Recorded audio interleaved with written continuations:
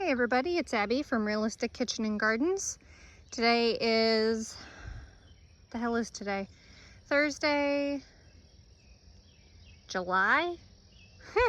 Hang on, I'm getting there. 10th? Sorry, I'm so discombobulated with time now. So here we are, starting off fresh and ready with Bartelli cherry tomato. A couple of large branches have fallen. There's this one down here, and there's these ones because I haven't tried to taper them up. That one I probably could, but I have not. If you follow my Facebook, Realistic Kitchen's Facebook, you'll know that I got some of my first tomatoes harvested from Defiant, who's down the end, down in the middle there. And I'm on the inside this time rather than on the outside at the potato row. We've got Supremo looking real good. Not quite as thickly fruited as like Defiant and New Yorker and all that, but still, ooh, that's a good flush. Look at that. Get out of the way. Those are some beautiful fruits. Hopefully they'll all ripen up nice. Ow. There's the horse nettle I've been trying to avoid. I'm really glad I planted these basil because this is the only way I can tell a new variety of tomato is started. This is Defiant, who is the one that had a suddenly ripe fruit, and I think it was some of the two very first fruit. But you can see how heavily fruiting this is. This is a determinate slicer type, as are the rest of the varieties. God, that's a big chunk out of that. That almost looks more like almost like a cat facing, but that's more of like a too dry kind of double bloom, almost like, it looks almost like twins. I don't know. Where's the basil? There's the basil. There's the next basil. So this is Bobcat tomato. This is the first plant of Bobcat. And look at all those fruit in there. Nice big fruit. What is that? Oh no, this is the basil. Okay. I thought for a second it was jewelweed, and I wondered how the hell it got in there. But Defiant has beautiful fruit. The bushes are a nice size, so that is Supremo. This is Defiant, so nice size plant. The fruits had a nice thick skin, but not like you had to saw through it. And then you can see some of the nasturtium coming through. Funny enough, the only reason I found the two tomatoes was because I was leaning down looking at probably this nasturtium on the other side, the yellow one. And then, did I miss a variety? No. 7 Supremo, 7 Defiant, and then 6. Where do you start? Ooh, you're ripening. Look at you, New Yorker. So I think New Yorker, where's the basil? I don't even see the basil. Ruh-roh. I know it starts along here because the foliage dramatically changes size, but these are starting to ripen too. You'll see the orange from the nasturtium, not red from the tomatoes, which I've been catching and being like, huh? So, I mean, for how ratchet these plants look, the fruit isn't bad. Ooh, you cannot see this on camera, but there's a spider web right here. There's the spider. Ooh, you saw it a little bit with my finger playing games. There it is. Anyway, so not super thrilled with New Yorker. Defiant looks like a good contender to be a replant. And then last on this row is Conserver shallot. Ooh, look, a blackberry, baby blackberry. You're gonna see me suddenly ducking because there's a pair of these tree swallows that are, ooh, I thought in that nest box, but maybe there's another pair. Jesus, they're really trying to get me. There's another pair. You grab me, I'll grab you. Waving my hand above my head as I walk around. Conserver shallot. Oh, look, they are splitting. I didn't know they'd do that. I haven't grown this variety before, so this is new. Some shallots varieties will create their main one and then they'll start splitting into multiples, which I think is pretty neat. Hi. Hi, Angry. Potatoes, Carla Rosa. I've been debating trying to do a test patch of, as I wave my hand above my head as I continue on, test patch to see if they're ready to harvest or not. I poorly planned the location of birdhouses in my garden.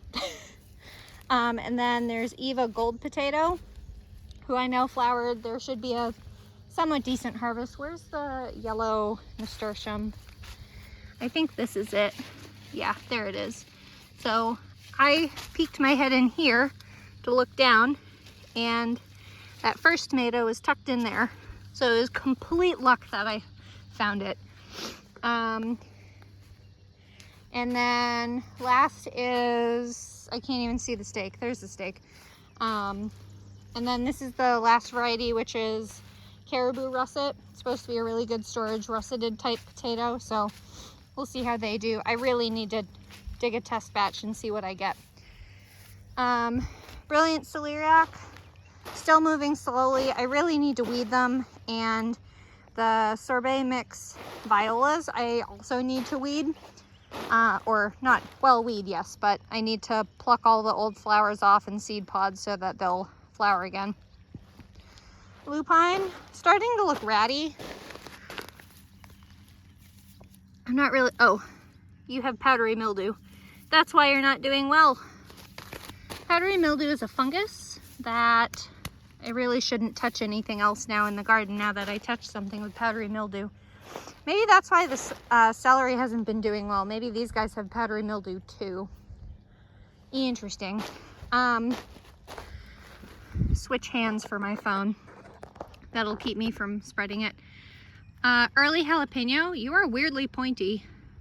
Why are you so pointy? They're usually pretty blunt-ended. And this is a tried and true variety. I know this is correctly early jalapeno. 2 fruits, nice big fruit. Good heavens.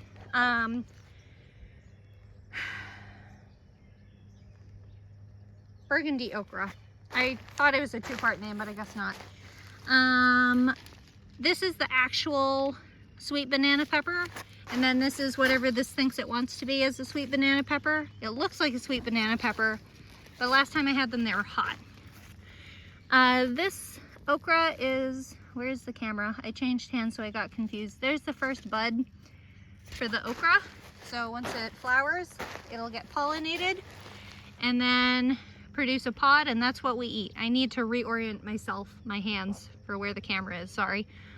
And then all the rest of these peppers are these sweet Ozark Giant as replacements for all the peppers that were not actually bell peppers. This okra is huge. Okra is in the, oh, I don't have that name in my head. What's the name? Not hyacinth, hibiscus family. So the flowers will look very similar. This bonfire salvia is just blooming up the wazoo. And I can only hope the hummingbird I saw on property has found it, because I'm sure it would love it. Emerald Towers basil, looking happy. Not that it's a huge plant, but it's very dense and handsome looking. This lemon basil is getting too big for its britches. I thought no, this is a different one. I need to stake this one so that it leans back a bit because it's starting to shade the 2 peppers too much. The okra, funny enough, I planted to shade the peppers, the fruit of the peppers, so that the fruit doesn't get scalded. But might have planted a little too close. Where the hell did that pepper plant go? Hello? It's like a cartoon. What? The tag is here. There's the okra. There's the companion. There's the second pepper. Hello? What the hell happened? Okay, Well, here's the basil that I staked to get it out of the way. That's a new one on me. Anyway, here's this little snack pepper thing that still hasn't ripened. These little, again, this was supposed to be a bell pepper, but it's not. I definitely need to stake that. And then here are all my Thai moon and Vesuvius. Where are the fruit? This plant is continuing to grow. There you go. And then the last okra on the end. Cucumbers are hopefully finally winding down because I'm sick of I'm sick of cucumbers and tomatoes. I don't think I've posted it openly on Facebook, but I've started harvesting. This is Excelsior cucumber. I've started harvesting these at like up to a fingertip or a finger long for gherkins because I've already harvested like 3 quarts of this size. So I can't even imagine how many, like this is a little big, but this is a good size. So like that's a cucumber size, that's a pickle size that I slice. And then this is the little gherkin size that you can pickle at that size. So Excelsior is doing great. I'll probably only plant 3 plants again the next time I need pickling cucumbers, which might very well be in 2028. No, 7, sorry. Trying to keep track of what year it is. And then this is Supremo. So this is plant 1, that's plant 2. And plant 3 was here, but weirdly died off, and I can't figure out why. To be fair, I did take a weed whacker to the plants, so it might very well have gotten stressed from being torn apart by a weed whacker, so that could be a thing. I will not be able to get down this aisle, but I really should because I want to show you. So we're going backwards down both of these. So this plant is Styrian. No, it's not Styrian. This is it Styrian? Oh, Abby. Names are not in your head today. Trying not to get stung by a bumblebee. No, it is Styrian. Pumpkin. I did hang these little stupid stockings to try to catch the fruit so they'd be supported better, but this one said no thanks. There's the other pumpkin. That's probably Styrian, if not Pepita's pumpkin. It's very hard to tell what belongs to who once the vines go everywhere. Here's the other end of Styrian, and actually that's not even the end of it. It comes here, loops around, goes back up, and keeps going over there again somewhere, because I didn't want it coming down to the ground and shading the melons. This is the first few Hannah's Choice melon. I thought there was one on the ground here already. It might be further along. Again, there's a lot of chaos in here, so my apologies if I get lost in the chaos with you. And these are fruiting like crazy, and I'm a little worried that these melons will just break off when they get heavy enough. Which, I mean, that's something I don't think people think about when they want to grow melons on a trellis, or fruit in general, fruiting vining plants. I think, hang on, let me get there. I think this is the largest one. This is starting to branch outward, and it's starting to produce the netting, webbing, whatever you want to call it, that cantaloupes are known for, and muskmelons. So I think this is the largest one, and then all the rest basically need to fill out these grooves that then turn into the stereotypical groove. I don't know if there's any watermelons yet. This is probably a Pepita's watermelon. God, I'm so sorry. I have no names in my head tonight. Pepita's pumpkin. My husband came in here the other day and he's like, oh, look at the watermelon.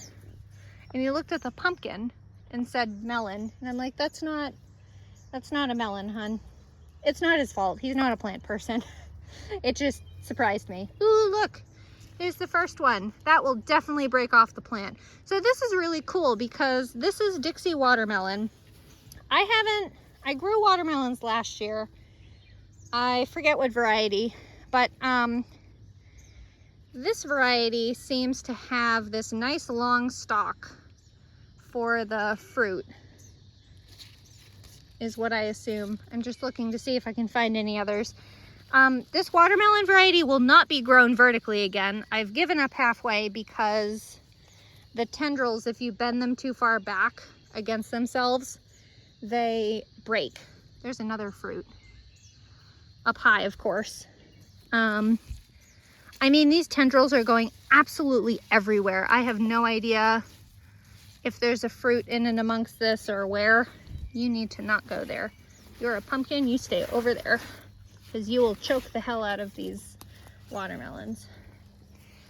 Yeah, this is a little more chaos than my mind can handle, so I'm just gonna go with the whole doing my best and see what shows up.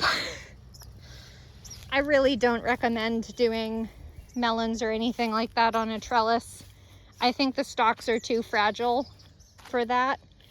And some varieties of watermelons get absolutely gigantic. Like, I think this variety is supposed to get something like up to 15 or 20 pounds or something. That's the biggest one. That's the biggest one. I may grab some of those stalkings back from wherever the hell I put them and put it on the watermelons, because the watermelon and the cantaloupe, I think, are my top priorities of what I want this season. On the other side, I can show you the easiest squashes. I have to say, winter squash are really satisfying to grow because they're so carefree and easy to take care of, but they do what they want. You do not tell them what to do. They do what they want. That is probably the largest of Waltham butternut squash. Tried and true variety. Did really well. They obviously produce large squashes. That's not the largest one I ever had. It just is the largest one at the moment. Obviously it needs to ripen. And then this, I'm pretty sure, is the first, maybe the second, of Sarah's butternut squash. I think this was only, excuse me, just pollinated. So it's on the small side at the moment, but it is a full-sized squash. These carrot boards are supposed to be for holding down the fort for carrots that I need to plant this month. And these two boards are supposed to be for parsnips. But as usual, they're going to fail this year because the one week I try to plant them, it gets too hot for them to germinate. They like to germinate up to 70 degrees Fahrenheit. And the week I planted them, it was over 90 degrees. I have no idea what it was like under the boards. The boards are supposed to keep them cool and damp to germinate easier. I still haven't brought the dried plants up to the house to filter, to collect seed, but these are dry seeds from Champion of England. This is how you harvest seed from at least a pea. You let the plants completely dry and then you pop the pods open. I didn't let all of these fully grow, so we'll see what happens. And that's your seed. I'll have to test germination rate to see how good they are, but they need to get in the ground now. They're gonna go in that panel right there in that trellis. And then I have the cart out here because I'm going to, oh, I forgot to do the other end of that. I'll jump back there in a second. Ooh, look, a bee on Bachelor's buttons. I didn't know bees liked those. I'm not surprised, I didn't realize. I'll just show this to continue on. So this is the end of the row of the carrot row. This is all of my white onions that are certainly ready to harvest. It doesn't pick up very well on camera, but it certainly is time to harvest it. It's like at least halfway, if not more, flopped over. The necks are flopped over. God, that cart was loud. I'm gonna jump rows.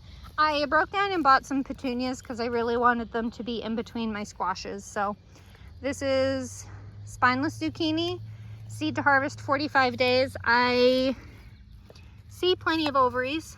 I don't see any little baby fruits yet though, which is why I direct seed them. And there's the other. I succumbed to the cutesy red, white, and blue. There's a good view of the flopped over necks of the onions. Sorry, I'm jumping back and forth. Back to this row. I keep wanting to call you Florence. Provence lavender, which I will always say I think has a medicinal smell to it than a lavender smell. Second time flowering in the same season, and you can see the spent flowers from the first flowering. Hid Cote, which would be the best. Ooh, you're flowering a second time too. Hell yeah. I think this would probably be the best variety if you wanted culinary or like scent garlic. Good Lord, Abby. This is gonna be a fun one. Because it kept its blooms on so long. Munstead I didn't really like that much. It's okay. And then Elegance Lavender flowering for the second time the same year it was seeded. This was seeded in, ooh, look, a tag. Very useful tag. It's completely down. This is vacant. I think it was seeded in January, FYI. And those are all fresh blooms, buds. Cherry Queen Zinnia, looking fabulous. Strawberry Fields Globe Amaranth, I think is reaching peak of what it wants to do. This is more orangey on screen than it actually is. It's a little more red. I think this light color is skewing it a bit. It's a nice color. It's not what I wanted though. And then this is all straw flower. These I believe are copper red. Ooh, you're a weird twin. Interesting. Copper red, so coppery on the outside, red on the inside. This one's more open. Ooh, Bonanza Mix Marigold, first flower open. This was directly sown May 25th.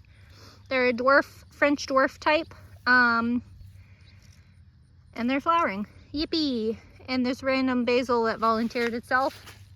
The two plants of orange button calendula. These are much more like double bloomed than I thought they were, and I feel like all of these are very tight and crammed together, and the petals feel smaller than I thought they would be. They feel very confined, unhappy. And then here is the one plant, one petunia, wild violet petunia. This is the tallest stalk of it, and all the rest of it is starbursting out from that one stem right down here at the base of my finger. Everything else is off this one plant. So there. There's a reason they call them dwarf petunias. This isn't a dwarf petunia. I think it just happens to have small flowers. But this entire thing is one single plant, one single seed. We already went over the onions. This is the wildflower mix. Beneficial bug mix, sorry. So this is cilantro that's flowering. Snapdragon that I started from seed. Yellow, yellow. This is my favorite one. I think they call this orange, even though there's a lot of pink. And then there's this nice burgundy. And then all of these California poppies open during the day. I'm never out here during the day because it's too freaking hot. More cilantro. I'm pretty sure this is, ouch, this is white candy tuft. Is something biting me? What is happening? I felt things moving, sorry. I'm pretty sure Based on the flower shape, I'm pretty sure this is white candy tuft and this is a purple candy tuft. Where I had sweet alyssum, which is also white earlier in the season, but they have a more like cabbagey feel and look to their leaves. I really can't describe it any other way, I'm sorry. My one onion that still isn't ready yet, or shallot, sorry. Bird's trying to eat me again. Let's see, what else do I have? Oh, I'm pretty sure this is Queen Anne's lace, also called bishop's flower, which is actually an edible variety of carrot, or wild variety of carrot, sorry. I don't know. I've never seen foliage like this. This to me doesn't look like Queen Anne's lace. If I saw it in the wild, I wouldn't eat this, but c'est la vie.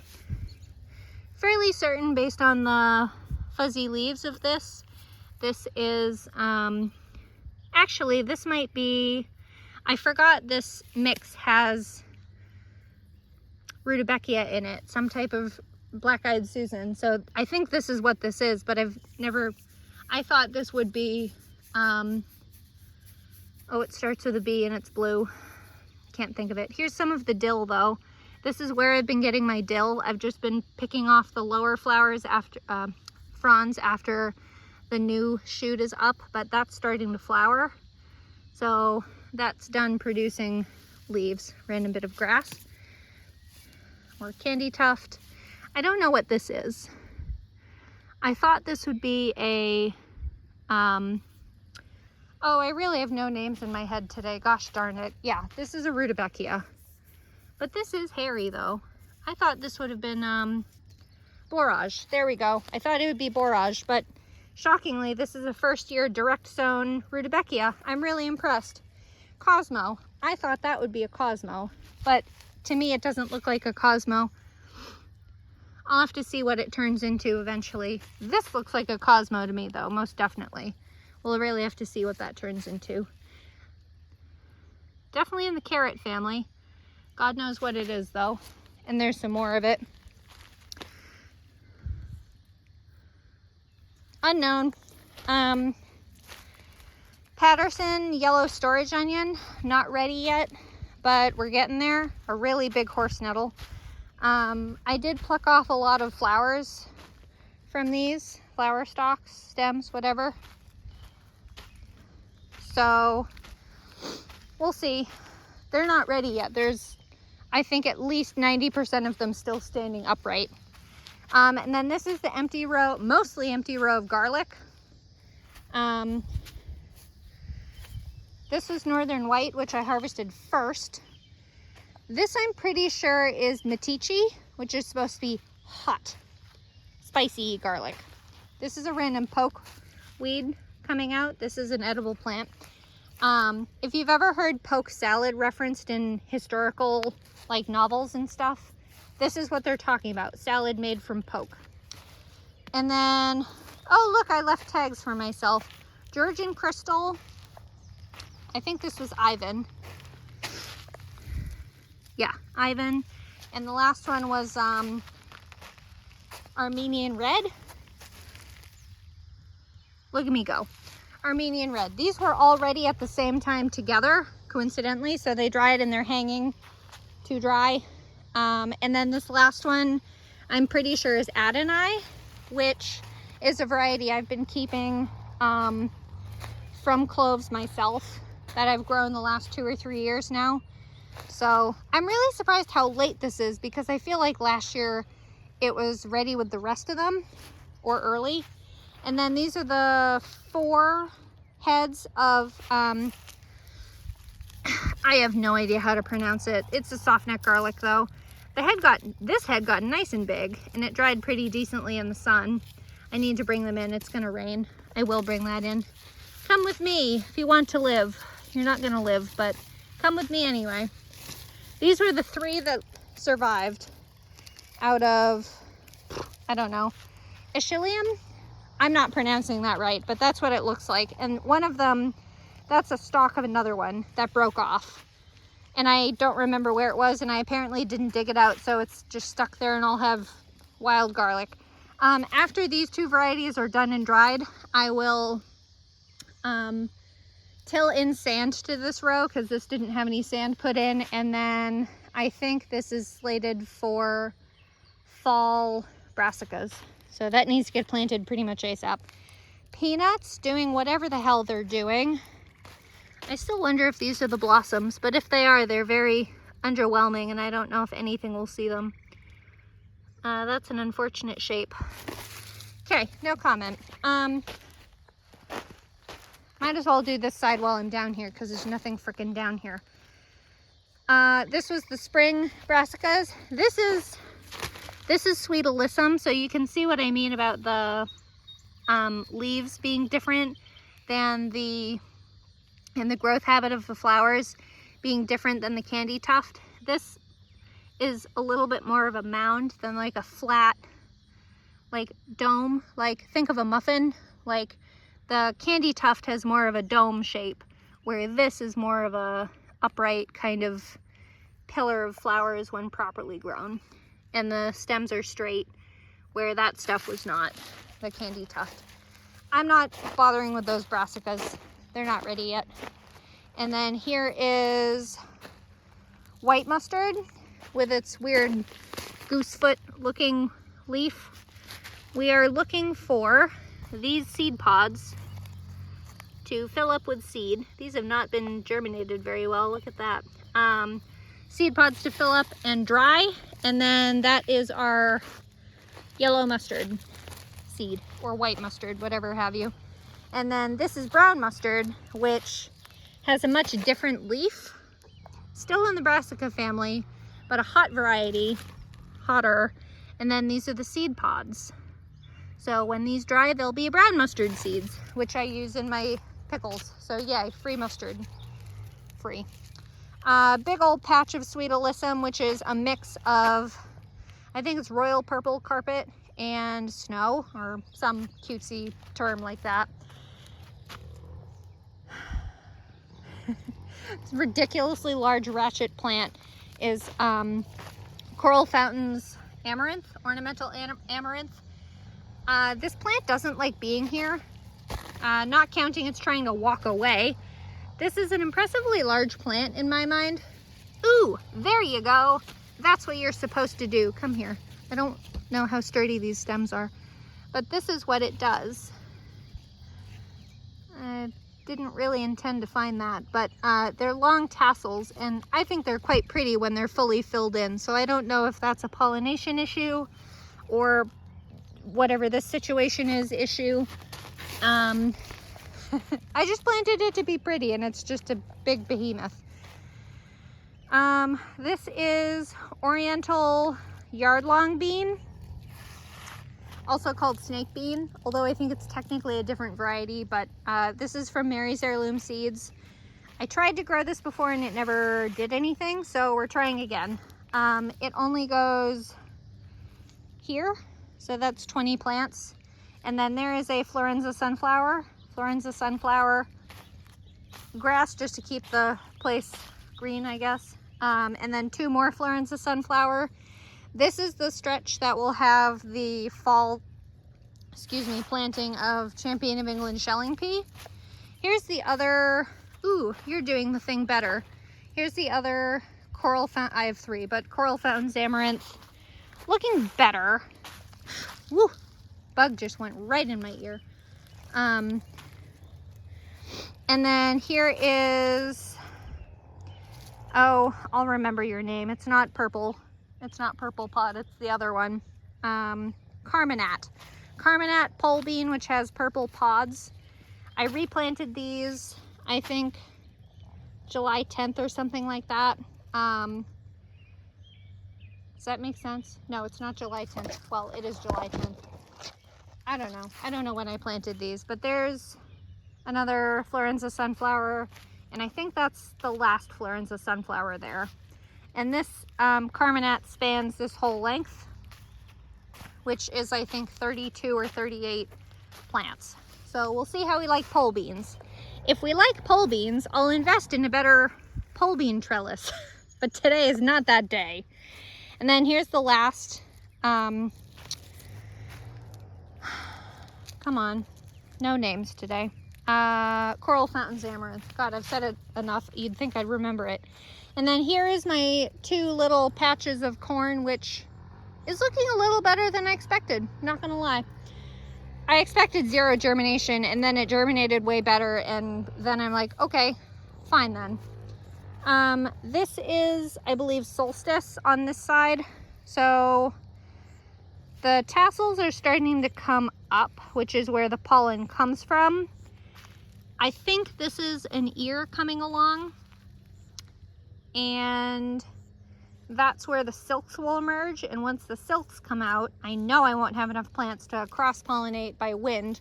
So I will have to pull these tassels off by hand and rub them against the silks. Each individual silk pollinates 1 kernel, or is 1 kernel. So you gotta pollinate all of them. So most corn stalks, I think, only have 1 or 2 ears, so I don't know what that is, but that I think is an ear, and that I think is an ear. And this is my very tallest corn right in front of me, not quite at eyeball height. Then here's a bald patch with some petunias that I planted. Random feet. Whose feet are these? I see 4 toes and a paw pad. Size-wise, I would think a cat, but it might be a rabbit because I have seen a rabbit in my garden. I don't know what it does in here, but I have seen it, and I should probably trap it and get it the hell out of here. I would think it would want my beans. Usually rabbits like beans, but maybe it just likes being in here safe. And then here's the stake. Woo! That's more solstice, and then this is kickoff. The ears look a little more progressed, and these will be where the pollen comes from. Actually, this is just starting to open. Same with this. This is where the pollen comes from. So we'll see if we get any corn this year. I have low expectations. Actually, I have no expectations of success. So if it does, don't hurt yourself, Abby. That's a stake. So if it does, cool beans. This is much more pronounced. I don't know, just looks like grass. Mostly because corn is grass, but you know. Okay, that's all. If you like this kind of stuff, please like, comment, and subscribe for more. And if you have questions, comment below. Recommendations. Funny story, just to say hi, just to interact, whatever you want. And if you like this kind of stuff, please please follow along my Facebook page, Realistic Kitchen and Gardens, where I post all the time the drama in the garden. Haha. Okay, thanks, bye.